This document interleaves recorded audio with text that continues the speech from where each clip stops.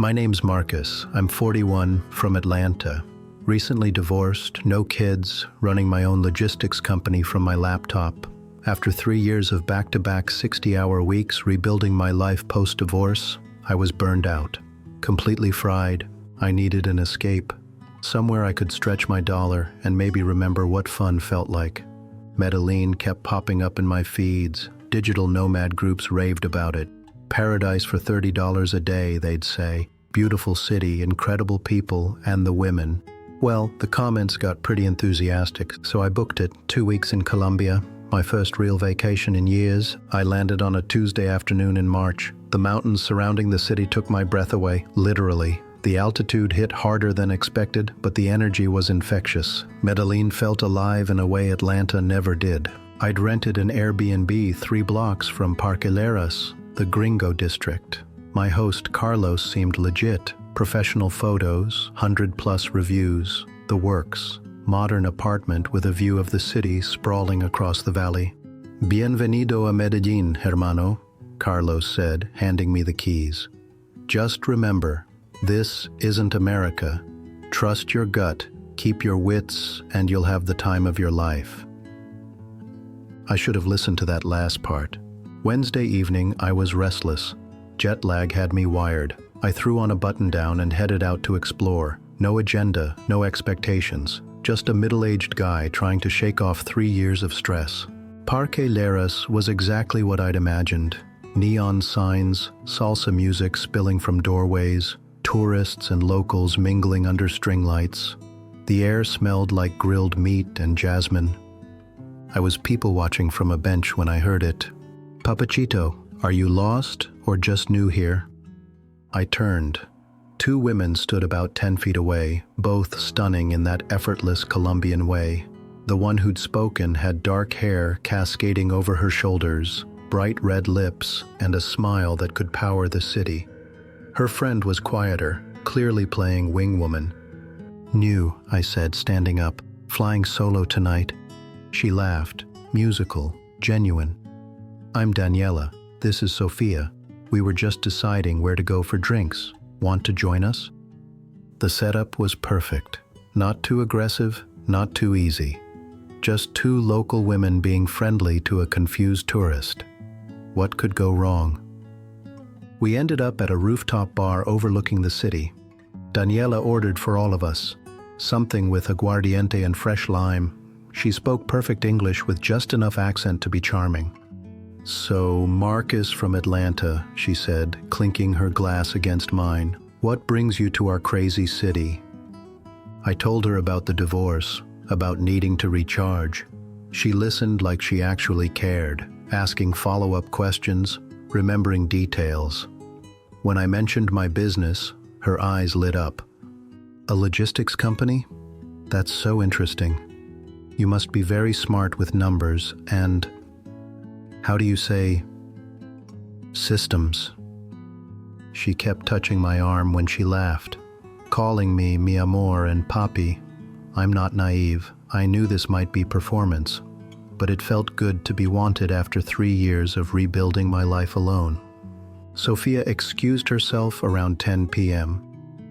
"I have work tomorrow," she said, kissing Daniela's cheek. It felt natural, unforced. "Just us now," Daniela said, moving closer. "Are you ready for the real Medellin?" "Come," she said, taking my hand. "Let me show you the real nightlife here." We started walking through the zona, ducking into different clubs and bars. First, a salsa place where she taught me a few moves, laughing when I stepped on her feet. Then a reggaeton spot where the bass made my chest vibrate. Each place, she seemed to know someone, a bartender, a bouncer, a manager who'd wave us through. "One more place," she said after our 3rd stop. "Very exclusive. My friend owns it. You'll love it."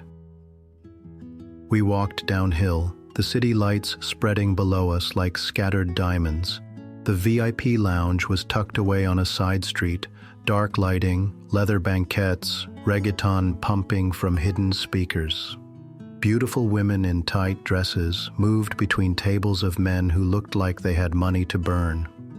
We ended up in the VIP section, dancing to the heavy bass.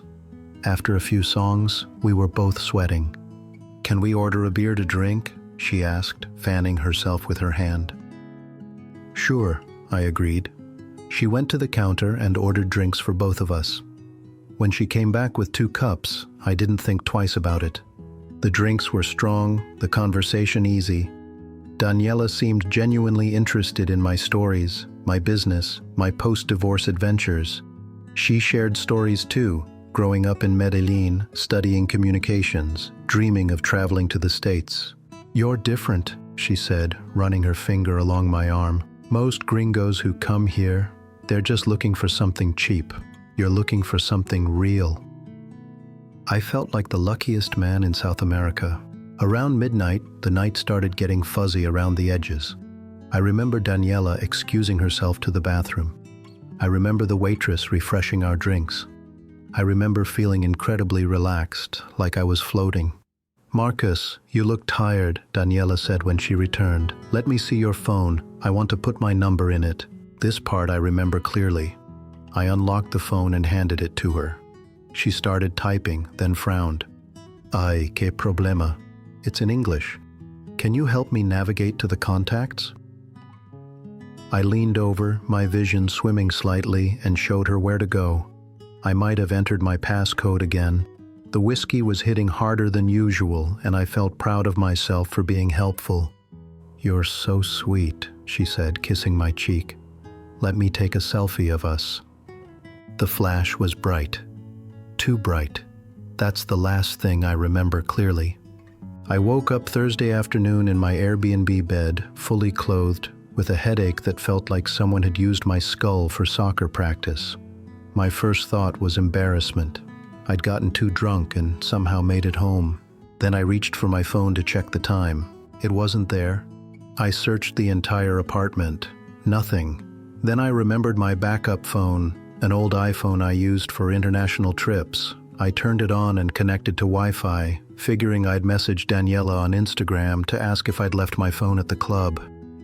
That's when I saw the notification emails. Cash App, transaction alert, $497.82 sent to Maria C. Bank of America. Wire transfer initiated, $2,847.50. Coinbase, Bitcoin purchase, $3,299.99. Binance, withdrawal request, 0.23 Bitcoin, and more, so many more. With shaking hands, I opened each app. My Cash App balance, $0. Bank account, $47 remaining from over $3,000. Crypto portfolio, completely liquidated. In less than 10 hours, they'd drained everything. Over $14,000 gone. The sophistication became clear as I pieced together what happened. They'd used my phone to bypass two-factor authentication, access my email to confirm transactions, reset passwords I'd never given them, transfer funds to multiple accounts, and convert everything to crypto for a clean getaway. They knew which apps to hit and in what order. Bank transfers first, slower processing, then cash apps, instant, then crypto, irreversible. They'd done this before, many times. The scariest part? I couldn't even report where it happened. I had no idea what the club was called or where it was located. Daniela's Instagram was gone. Her phone number was dead. I walked around Parque Lleras for hours, showing her photo to bartenders and security guards. Nothing. It was like she'd never existed. I spent my remaining week trying to understand what had happened. Through other expats and locals willing to talk, I learned this wasn't random. It was industrial. These operations target specific demographics: divorced men over 35, traveling alone, posting on social media about their new life or fresh start. They study flight patterns, monitor Airbnb bookings, track credit card usage. Daniela wasn't some amateur looking for a quick score. She was part of a network. The Friends Club was likely a rotating location. The drugs were measured precisely, enough to impair judgment and memory, not enough to cause obvious harm. They'd probably been watching me since I landed. I filed police reports in both Medellin and Atlanta. The Colombian police were polite but clear. These things happen, senor. You should be more careful with your phone. The Atlanta police were more direct. Sir, you left the country and gave your phone to a stranger. There's not much we can do. My bank eventually restored about $2,000 after a month-long investigation. The crypto was gone forever. Cash App replaced nothing. But the real cost wasn't financial. It was the humiliation, the knowledge that I'd been played by professionals who saw me coming from 5,000 miles away. I used to think getting scammed meant being stupid or naive. Now I know it means being human in the wrong place at the wrong time with the wrong vulnerabilities. If you're planning a trip to Medellin or anywhere in Latin America, this isn't meant to scare you away. The city is incredible, the people are warm, and most interactions are genuine. But understand this, you are being watched. Your social media posts, your Airbnb reviews, your spending patterns, they all create a profile. And there are people whose full-time job is exploiting that profile. The woman who approaches you, she might be genuinely interested. She might also be part of a network that's already planned your entire evening. Your phone? It's not just a communication device. It's the key to your entire financial life. And you're about to hand it to someone you met 3 hours ago. Here are the rules that would have saved me $14,000. Never unlock your phone for someone you just met. Not to show photos, not to help navigate, not for any reason. Use a dedicated travel phone with no financial apps. Your main phone stays locked up in your hotel or Airbnb. Set daily spending limits on all cards before you travel. Low enough that losing them hurts but doesn't destroy you. Never go to a second location with someone you've just met. The bar you're at is fine. The exclusive place is a trap. Trust your instincts. If something feels too good to be true, it probably is. Watch your drinks like your life depends on it, because your financial life might. I'm back in Atlanta now. 6 months later, my business barely survived. I laugh about it, mostly. I tell the story at parties. People are stunned by how professional the scam was. I thought scams were like Nigerian princes, my friend Jake said. No, I told him. Scams are beautiful women who ask about your dreams while they empty your life. The money hurt, but losing trust hurt more. I used to believe in people. Now I see angles. Still, I'm not giving up on travel or connection, just being smarter. Next month, I'm heading to Costa Rica with a flip phone and a smile. If this story prevented you from losing your life savings to a beautiful stranger, consider sharing it. Pride is temporary. Bankruptcy is longer. Stay curious, stay careful, and keep exploring. The world is full of incredible people and experiences. Just make sure you're the one choosing the adventure, not the other way around.